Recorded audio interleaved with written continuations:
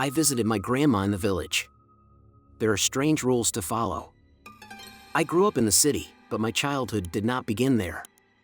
Long ago, before my life changed forever, I lived in a small village called Black Hollow. It was hidden deep within the dense forests of Vermont, a place where time seemed to stand still. I lived in a typical countryside house with my father, mother, grandmother, and me. When I was 10, my parents died in a terrible car accident. After that, I was left with my grandmother, the only close family I had left. Life with just the two of us was difficult. Money was scarce, my grandmother was too old to work, and our home, like the entire village, seemed doomed to slow decay. When it became clear that my grandmother could no longer support me, Child Services sent me to the city, to an orphanage. Eventually, I was adopted, but it never felt like a real home. I moved from one foster family to another until I reached adulthood. All that remained of my grandmother were the occasional letters and rare phone calls. Then one day, while I was in university, I found a short note among the usual bills and advertisements in my mailbox. Come before it's too late. It was her handwriting. I hesitated. Why now? Why such an ominous tone? But in the end, curiosity won. I packed my things, bought a bus ticket, and set off on my journey. The bus that went in that direction ran rarely. Its interior was almost empty, with only a few passengers dozing in their seats. Outside the window, forests and hills passed by, disappearing into a thickening fog that grew denser as we neared my stop. The last 20 minutes of the journey were along a broken gravel road, and with every passing mile, my heartbeat quickened. The driver, a grim man in his 50s, said nothing as I stepped off. He merely nodded in response to my thank you and, shutting the doors, disappeared into the twilight, leaving me alone in silence. I looked around. The landscape was bleak, an old wooden sign that once read Black Hollow now hung crookedly, its letters nearly worn away. The road led further between fields and old, sagging houses, their windows glowing faintly with dim light. The village looked neglected, aged, but not abandoned. I inhaled the damp, heavy air and walked towards the house. The home where I had spent my early years stood on the outskirts of the village. It was made of blackened wood, darkened by time and rain. The roof looked slanted, and the window panes were so dull it seemed as if darkness lurked behind them. But there was light inside. I knocked on the door. Silence. I knocked again, louder. A slow, dragging rustle from behind the door made me tense up. Then, it creaked open, revealing my grandmother. She had changed. She was withered, wrinkled, like a ghost from the past. Her eyes were empty, her face frozen, as if she had forgotten how to express emotions. So, you came. She whispered. I stepped inside, immediately enveloped by the thick scent of herbs, old wood, and something sour that reminded me of damp earth. The house was dark. Only a few candles cast flickering shadows on the walls. My grandmother silently gestured toward the table, where a simple meal awaited, a bowl of soup, a piece of bread. Eat. She murmured and disappeared into her room. Her behavior was strange. I tried to dismiss it as old age, loneliness, any rational explanation, but the discomfort lingered.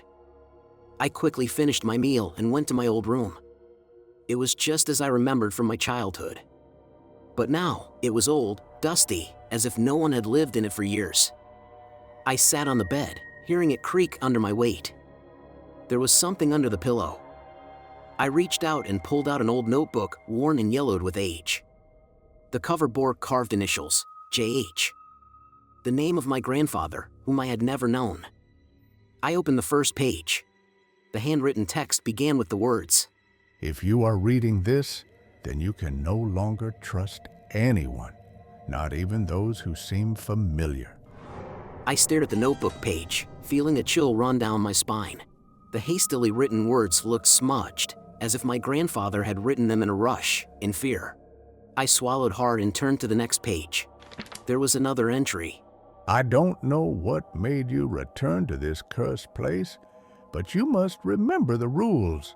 They are the only thing that can keep you safe." I began reading the list below. 1. Close the curtains at 11 p.m. 2. If you hear noises outside after midnight, do not go out or look out the window until sunrise. 3. Do not interact with or touch suspicious neighbors. 4. Do not go to the local cemetery. 5. Do not sleep from 3 to 4 a.m. I reread these lines several times. It was too specific. What did my grandfather mean? Why such rules? I continued reading. Do not ask your grandmother anything. She is no longer who you remember her to be. Just follow the rules if you want to survive. I clenched the notebook in my hands, feeling goosebumps spread across my skin. What the hell was happening in this village? Suddenly, I heard a muffled tapping. Faint, distant, as if someone was gently knocking on the front door. I froze. Could it be my grandmother? But she couldn't be there, her room was at the other end of the house. The tapping came again, this time a little more insistent. I turned sharply to the window above my bed. Through the thin curtains, I could barely see the moonlight, but for a moment, I thought something moved outside. A dark shape, appearing and disappearing in an instant. I glanced at my wristwatch. 11:55 p.m. I quickly grabbed the curtain and shut the window. My heart pounded. I jumped up from the bed and turned off the light. The single bulb hanging from the ceiling flickered and went out, plunging me into complete darkness. Closed the curtains at 11 p.m., and I had done it at 11:55. But I hadn't known the rule before. My head spun with the implications of what might happen next. Every instinct screamed that something was terribly wrong and that I had to follow my grandfather's rules strictly. Do not look out the window after midnight. That was the second rule. I sat on the bed, breathing heavily. Silence. Only the sound of my own breathing and the distant noises of the night. And then, a creak. This time, not from outside. From the hallway. Someone was inside the house. I slowly pressed my hand against the door handle, trying not to make a sound. Through a narrow crack, I could see the dimly lit corridor. Someone was standing there. A figure. Tall, thin, a shadow frozen near my grandmother's door. It didn't move, just stood there. I recoiled, shutting the door and jamming a chair against it. My breath caught. What was that? I sat there, unmoving, unsure of how much time had passed. Finally, when the silence stretched on for too long, I heard a sound. Like someone slowly scratching at my door. I gripped the notebook tightly, as if it could somehow protect me. Then, just as suddenly as it had begun, the scratching stopped. I didn't close my eyes for the rest of the night. At dawn, I stepped out of my room. The corridor was empty. Cautiously, I approached my grandmother's room and opened the door. She was sitting at the table, calmly sipping tea. As if nothing had happened. "Grandma, did you hear anything last night?" I asked, my voice unsteady. She slowly lifted her gaze, her eyes dark, empty. Ignore it. She said softly. We've all been doomed here for a long time. A wave of dread washed over me. My grandfather had been right.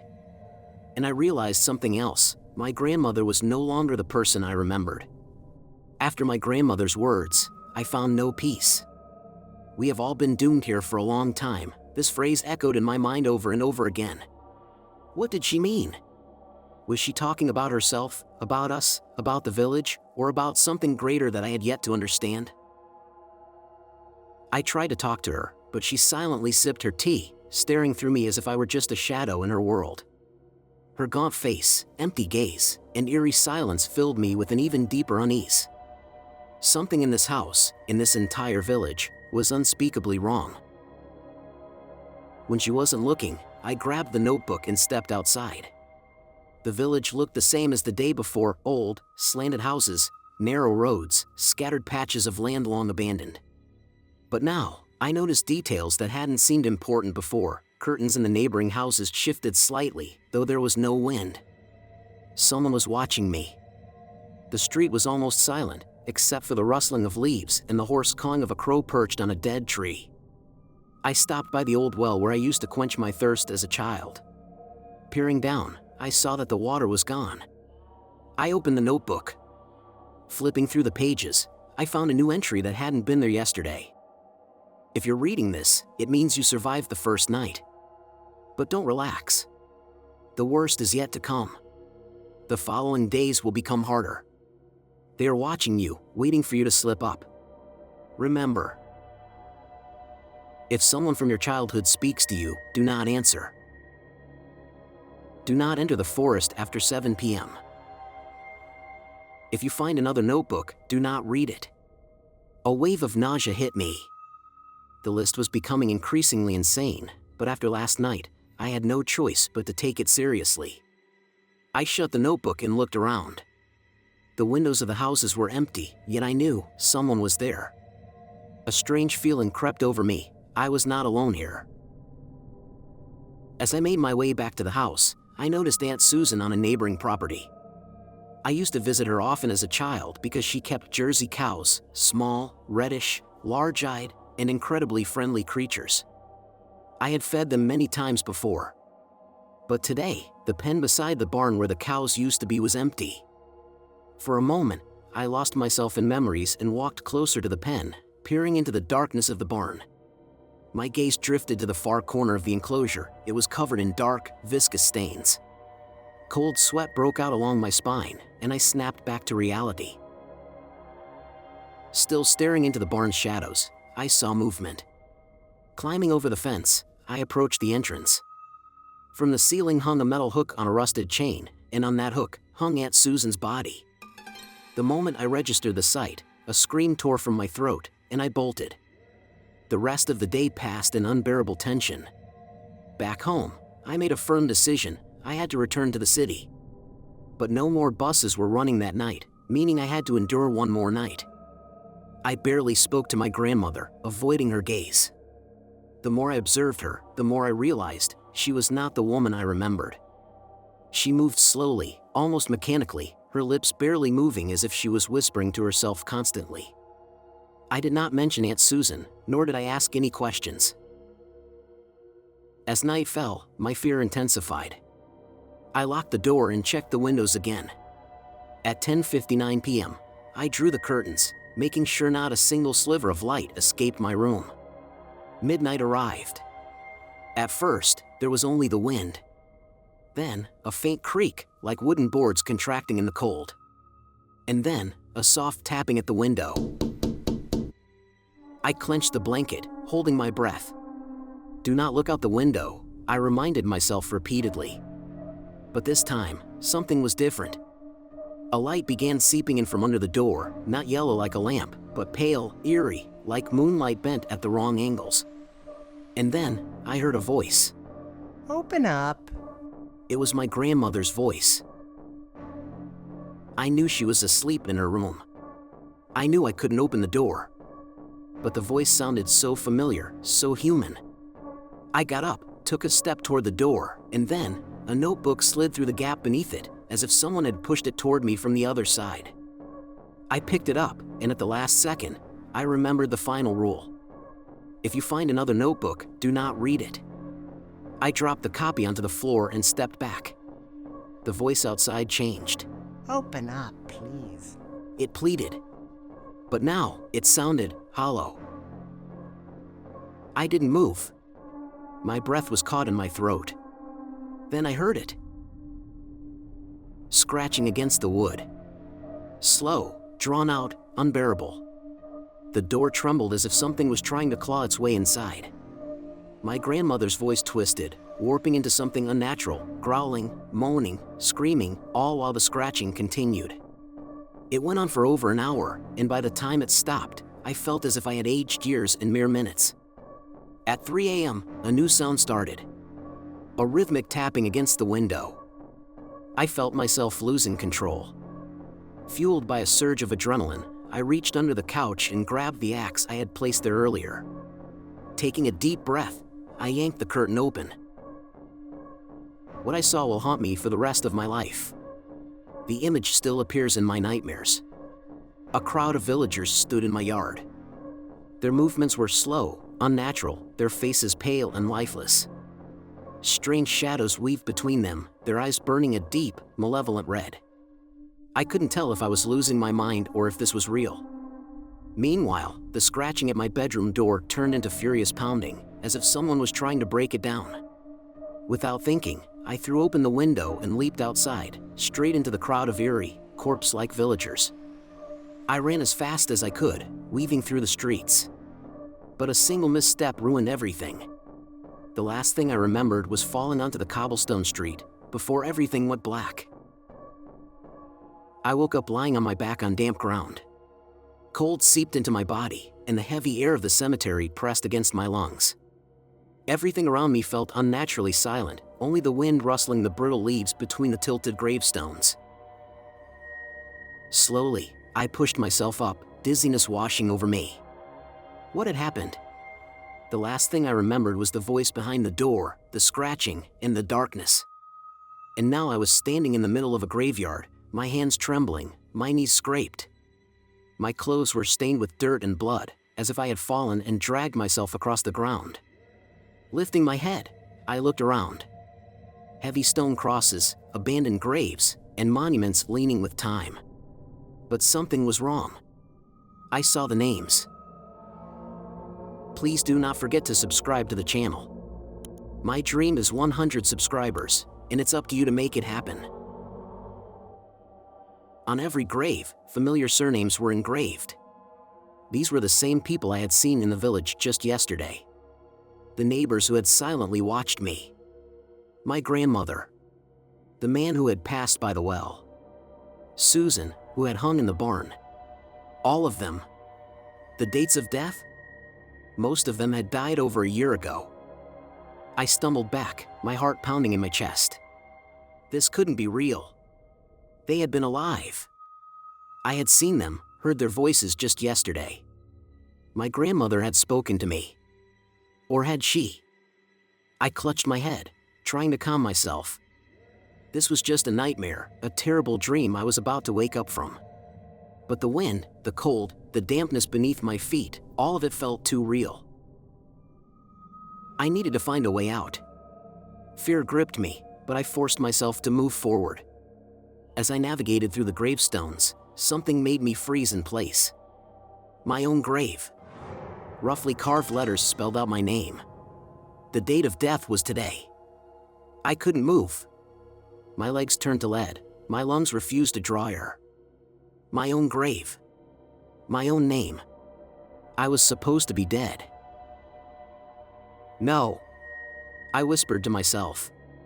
This isn't real, this isn't real. The wind howled louder. Somewhere in the distance, a bell tolled, a hollow, mournful sound from another world. I thought I saw dark silhouettes flickering between the graves, moving and vanishing like shadows.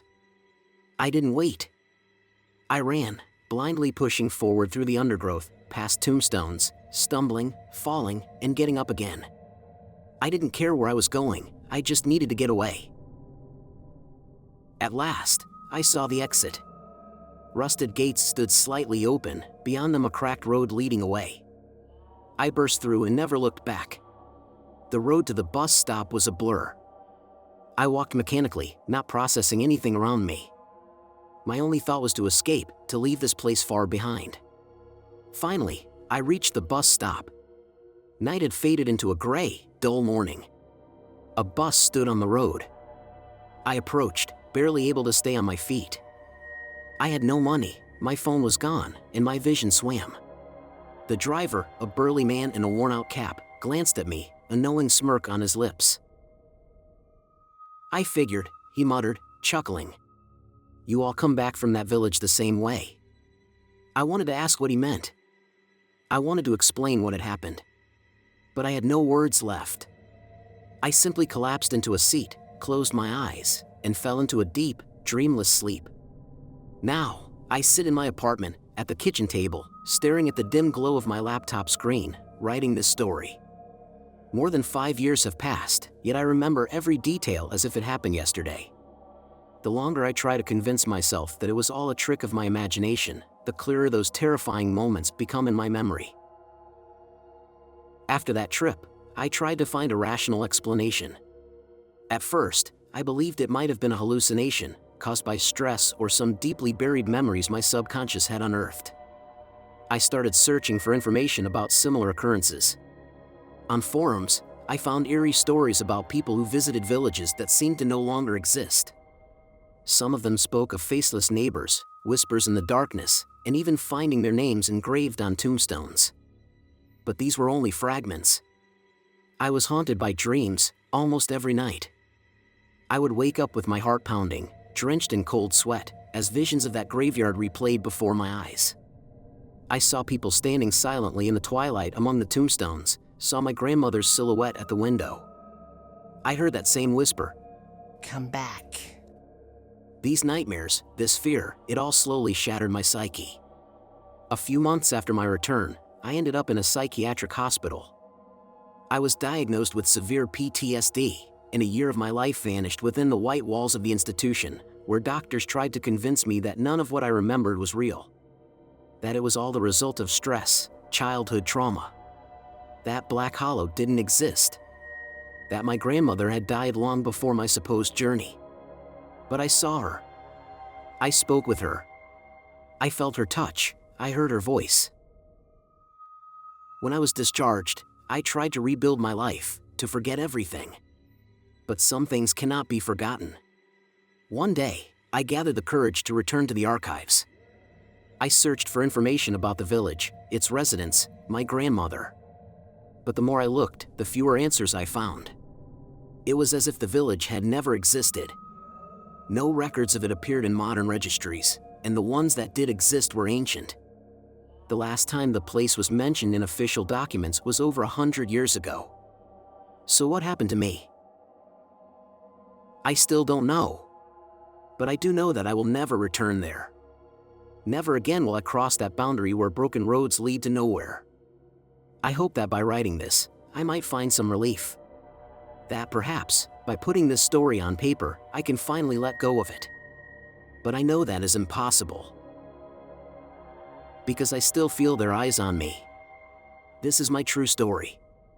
Now you know what might await you if you ever return to a place that once felt familiar, warm, and safe, only to find it has turned into a waking nightmare. Friends, what do you think really happened in the village? Write your impressions of the story in the comments and suggestions for new stories. Subscribe and like us so you don't miss new stories.